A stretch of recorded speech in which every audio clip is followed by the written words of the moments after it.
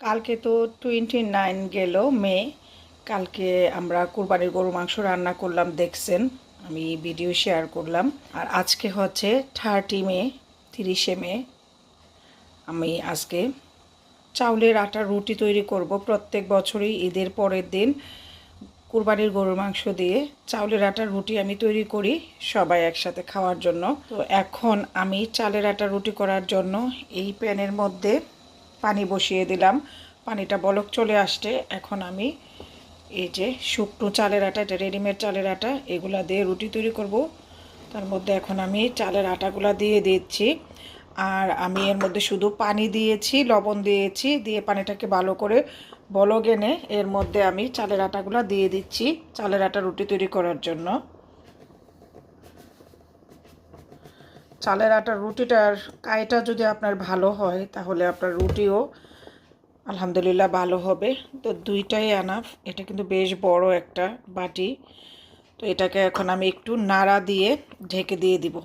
আটাটা রেডি হলে আমি শেয়ার করবো। আমি কয়েকবারই শেয়ার করেছি কীভাবে আমি চালের আটা রুটি তৈরি করি। তো আজকের এখানে ইন ডিটেলস শেয়ার করলাম না, তার মধ্যে দেখিয়ে দিয়েছি কীভাবে আমি করছি। এই তো আমার কাইটা তৈরি হয়ে গেল। যেহেতু আমার ইলেকট্রিক চুলা, আমি এটা অফ করে দিয়েছি। এখন আমি ঢেকে এটাকে দমে বসিয়ে রাখবো। দেখবেন কত সুন্দর চালের আটার রুটি তৈরি হয়ে গেছে। এটা ঠান্ডা হলে আমি কাইটাকে মেখে নিয়ে রুটিগুলো তৈরি করে নিব কোরবানির গরুর মাংস দিয়ে খাওয়া করে রেখে আমি এখন কিচেন পরিষ্কার করে নিলাম। দেন আমি আসলাম, এখন বাগানে যাব। আর ঘড়িতে সময় সকাল 10টা 10। আর লিভিং রুমে টিভি দেখছিল রাতে আসপি বসে বসে। তো মেসেজ ছিল, আমি সেটাকেও টাইডি আপ করে নিয়েছি। এখন চলেন আমাদের ব্যাকইয়ার্ডে যাই। ব্যাকইয়ার্ডে প্রত্যেক দিনই সকালে আমি যে দেখি বাগানের কি আপডেট। একটা পাখি আসে ঘুঘু, আর আরেকটা হচ্ছে কোয়েল পাখি, মেবি এটা। ও আসে, এসে আমার বাগানকে যা করে যায় অত্যাচার, সেটা একটু দেখাই। তো আজকে এখনও বাগানে যাওয়ার সুযোগ হয় নাই। তো এখন যাব বাগানে, ফ্রন্ট ইয়ার্ডেও যাবো, ব্যাক ইয়ার্ডেও যাব। দুই জায়গায় ও ডিগিং করে। আর এই পাখিগুলো কিনছি আমি ওই যে ব্যাক ইয়ার্ডে যেন অত্যাচার না করে, পাখিরা এসে যে ডিগিং করে সেটা যেন না করে। বাট কোনো কাজ হয় নাই। তবে একটা জিনিস করছি, সেটাতে কাজ হয়েছে। সেটা কি আমি দেখাবো। চলেন যাই ব্যাক ইয়ার্ডে। আজকে এখনও বাগানের লকই খোলা হয় নাই।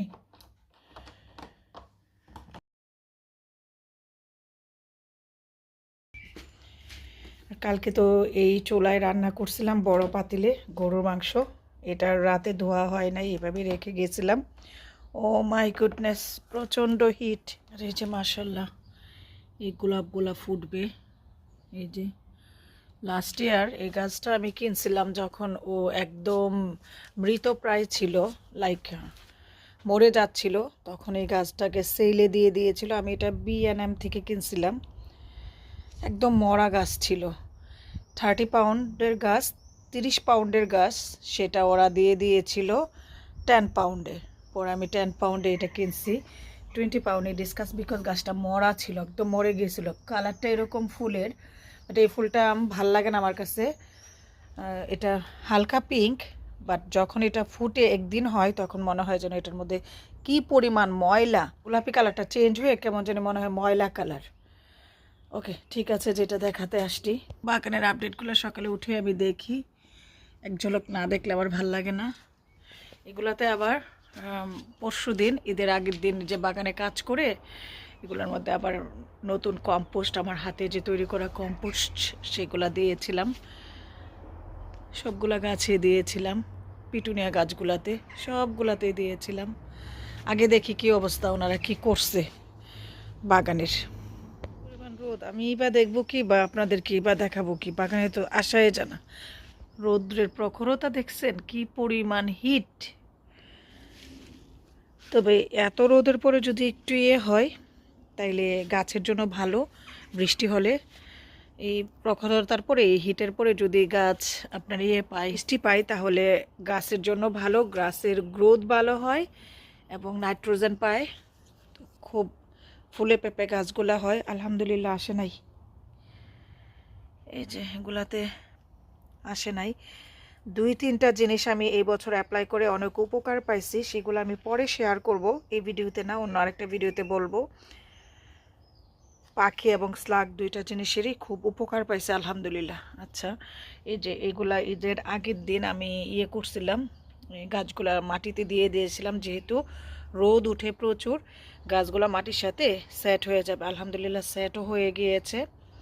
আর এই ব্যাডের মধ্যে আমি দিব লাউয়ের চারা দিব। লাউয়ের চারাগুলা কেবল খালি ফুটতেছে, আরও কিছুদিন গেলে দেন আমি দিয়ে দিব। এই রোদ থাকতে থাকতে দিয়ে দিলে মানে গাছগুলা সেট হয়ে যাবে আর কি।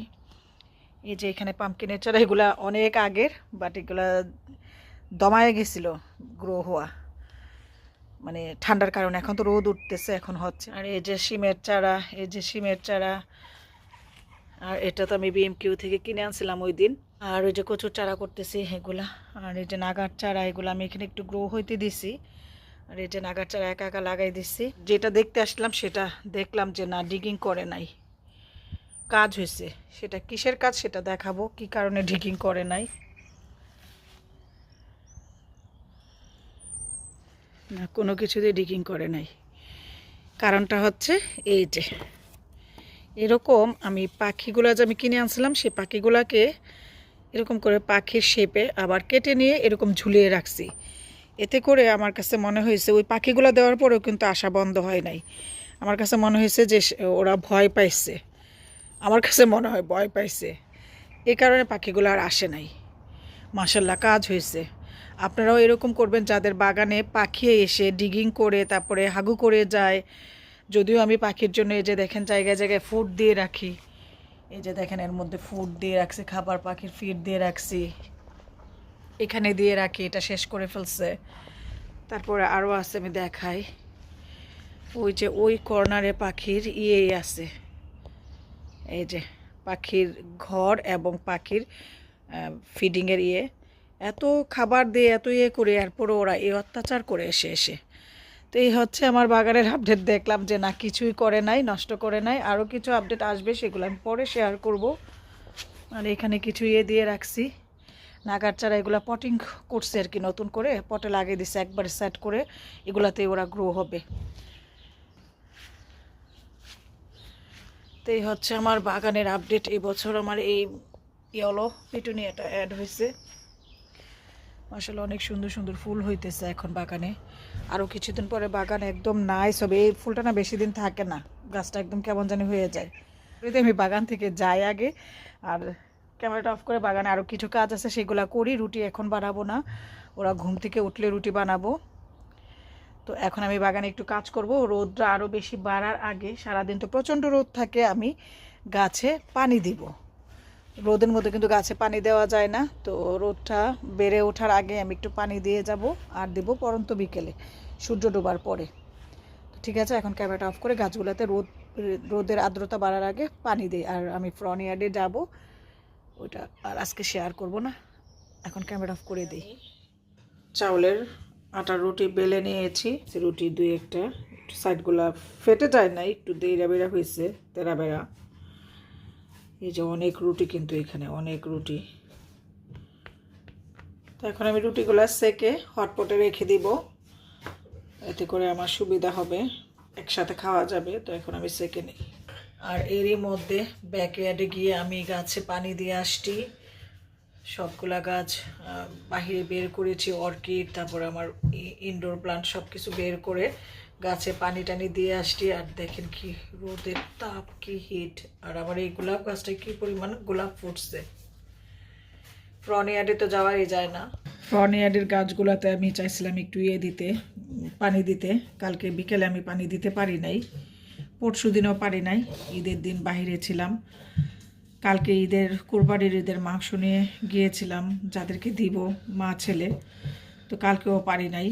তো গাছে 2 দিন পানি না দেওয়াতে এই যে দেখেন রোদে আমার গাছগুলো কীরকম নেতিয়ে গেছে, গাছের জান নাই। সকালে যদি পানি দিয়ে দিতাম তাহলে আর এত হইতো না, বাট সকালে পানি দিতে পারিনি। আর এখন পানি দিলে গাছ মরে যাবে। আমি আবার যখন রোদটা পড়ে যাবে বিকেলে, তখন আমি গাছগুলোতে পানি দিব, গাছগুলো আবার প্রাণ ফিরে পাবে। এই যে দেখেন কি অবস্থা, 2 দিন পানি না পেয়ে। আর এত হিট, পানি দিব ওইগুলাতে। মাই গড, ডোর ওপেন করা যায় না। তারপর বত্তা শাকগুলো উঠাতে হবে। এই যে বত্তা শাকগুলোর অবস্থা একদম টাইট, ফুলা এসে পড়তেছে। মূলা শাকগুলো তো খেয়েছি, এই যে আরও বত্তা আছে এখানে। এই যে এগুলোর জন্য অন্য অন্য প্লান্ট বড় হচ্ছে না, তো এগুলো সব উঠাবো বিকেলবেলা। আর সব ইংলিশরা বাগান পরিষ্কার করার কাজে বিজি। আমরা যেমন করছি ওরাও করতেছে। সবাই এখন গার্ডেন ক্লিন করা, বাসার কাজ, এগুলো সবাই করবে। মানে যার যেই রিনোভেশনের কাজ সবাই সব কিছু করবে। আমি ডোরটা ক্লোজ করি, যেই পরিমাণ হিট। আমার এই গাছগুলাকেও বাহিরে দিব, আজকে আর সম্ভব না, আমি এই জায়গায় আসতে পারি না, এত হিট। আর এই যে আমরা কুরবানি ঈদের গরুর মাংস রান্না করেছিলাম যে মাটির চুলায়, সেটা দিয়ে এখন আমরা খাবো চালের আটা রুটি দিয়ে। আলহামদুলিল্লাহ, চালের আটা রুটি বানিয়ে আমি হটপটে রেখে দিয়েছি। এই যে হটপটে চালের আটা রুটি অনেকগুলো বানিয়েছি। আর এখানে হচ্ছে কালকে মাটির চুলায় রান্না করা কুরবানির মাংস। এটা কালারটা যেমন নাইস আসছে, আলহামদুলিল্লাহ, খেতেও অনেক মজা হয়েছে, আলহামদুলিল্লাহ। আর কুরবানির পিসগুলা যেভাবে মাংসের করা ছিল, বুটচার যেভাবে স্লটার হাউস থেকে করে দিয়েছে সেই রকমই রাখছি আমি। পিস ছোট করি নাই, কেটে বড় বড় পিসই আছে। আর এটা আমি কালকে তো দেখছেনই মাটির চুলায় রান্না করছি। এখন আমরা 3 জন খাবো। আসো, খেতে আসো।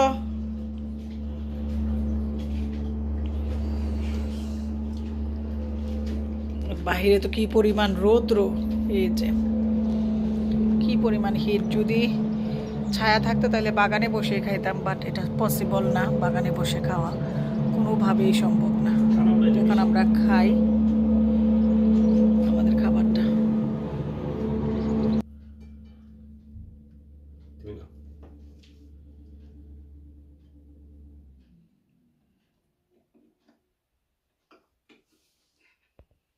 কোরবানি মাংস পিঠা দিয়ে আগে তো লুটনের বাসায় আমরা ব্যাকয়ার্ডে খাইতে পারতাম, বাট এখানে এত গরম। মে মাসের এন্ড, আজকে 30 তারিখ মের। পাপি দিদি না, আমার নিশ্চয় এখন তুমি না। ওকে, মাশাআল্লাহ, রুটি দিয়ে ডেকে রাখো রুটিগুলো আবার। হবে, তুমি আসো। পাপির রুটি দিও। আমি প্রত্যেক বছরই কোরবানি ঈদের পরের দিন এরকম চালের আটা রুটি করি কোরবানি ঈদের মাংস দিয়ে খাওয়ার জন্য। আর এবারও তো অবশ্যই করব, লাস্ট ইয়ার এত অসুস্থতার মধ্যেও আমি করছি। এবার বিশেষ করে আসো। আমার আসফি নিজে থেকে বলতেছে যে মম, চালের আটার রুটি করবা না? এটা তো প্রত্যেক বছর করি। ও বলার পরে অবশ্যই করব, তারপরে আবার ও বলতেছে এটা করবো না, এটা একটা হইলো। খাও, তোমার যেভাবে ইচ্ছা করে সেটা সেইভাবে খাও।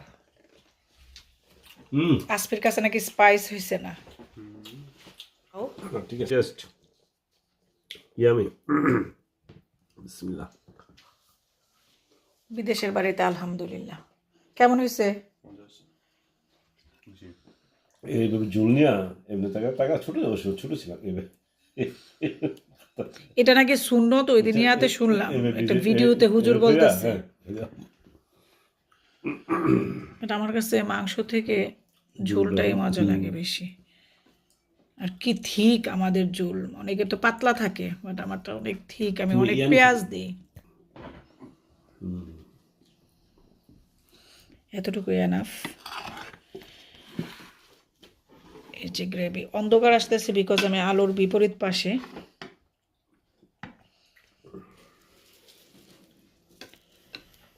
এখন রুটি নিব।